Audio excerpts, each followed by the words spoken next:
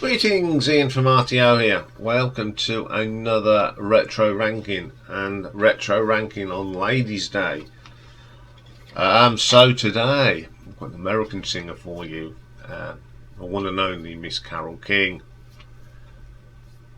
Born Carole Joan Klein on the 9th of February 1942. Now Carole has been active since 1958.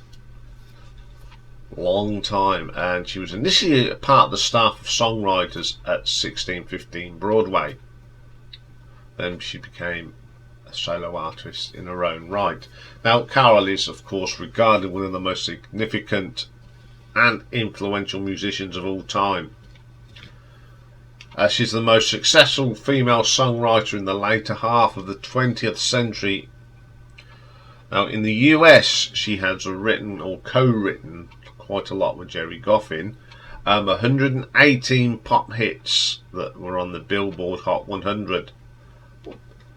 Topping that, she also wrote 61 hits that charted here in the UK, which made her one of the most successful female songwriter on the UK's singles charts between 1962 and 2005. Apart from writing some great songs, she actually made some albums.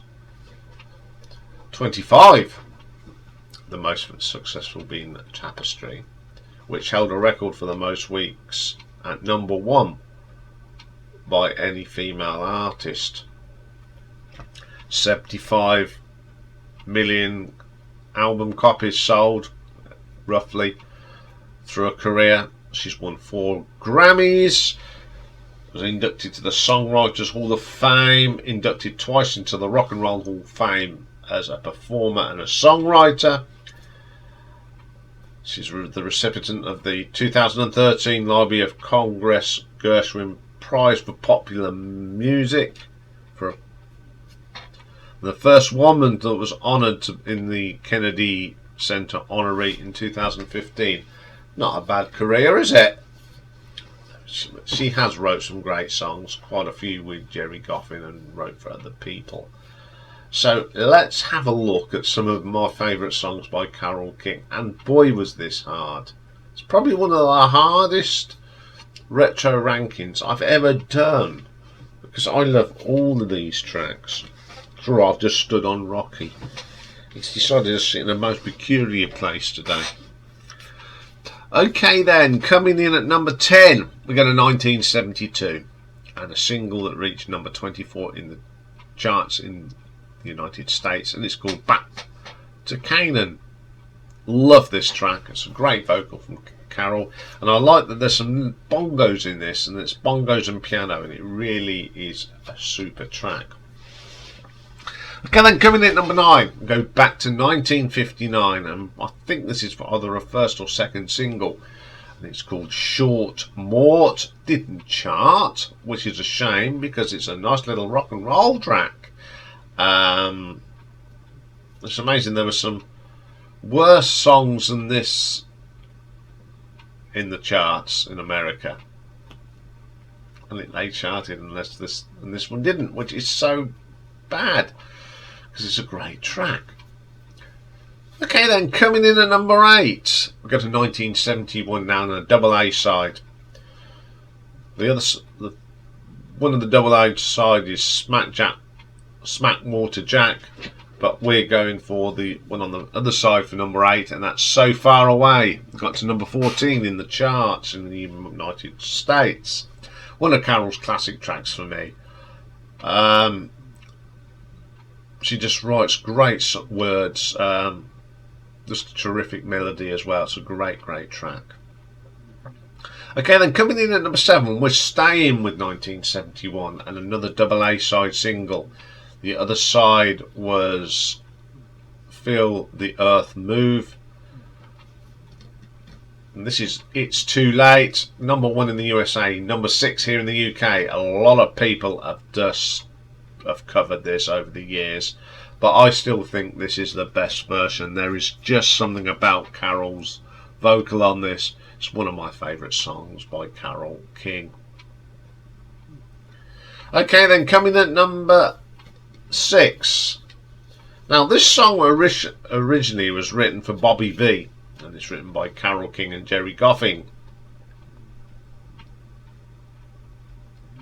And it's a song we all know, It Might As Well Rain Until September.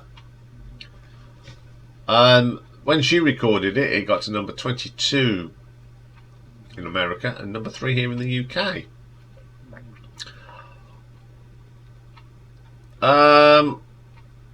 King recorded this as a demo version of the song and it became a hit for her. However, V's management decided to have a go at it as well, and a lot of people have covered this, Bobby being the most remembered one, but I think this is a great song and I love her version of it better than Bobby's. Okay, then coming at number 5, we have the double A side, and this was from 1971. The other side is a song called You've Got a Friend, and this is beautiful. Another track that's been covered by Barbra Streisand and Richard Marx too, but this is the best version. Another fantastic vocal firm at Carole King. I love this. And then we have number 4. Now, we've already mentioned the other side of this. It's double A side of It's Too Late, and this is I Feel the Earth Move from 1971. I love this. The piano work. Now, she is just an incredible piano player is Carole. The piano work in this on its own is brilliant, and it's a fantastic song. Love playing that. Great stuff. Okay, coming to number 3, we go to 1974 now. Got to number 2 in the USA, and it's called Jazzman. Now, she didn't write this song. It's actually written by a chap called David Palmer, but it's a real jazzy thing. The saxophones are great on this. Again, it proves that she wasn't just into this, she could do the folky sound. She has got a great voice for jazz. That's a great track. Okay, then coming in at number 2, again another song.